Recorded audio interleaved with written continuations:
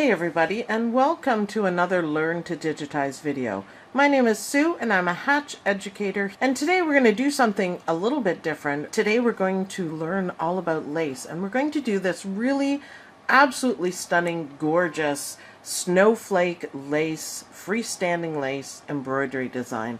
And all you need for this project is the same color bobbin thread as you're using on the top, and I've picked this beautiful bright red because I love doing ultimate stash lace in bright colors. I think it adds a lot to it and it's fantastic.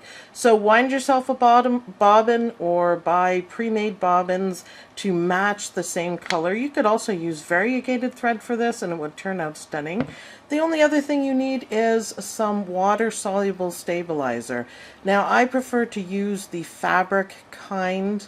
It's not thick. The one that I have is from Gunold, and just one sheet of it is all that you need.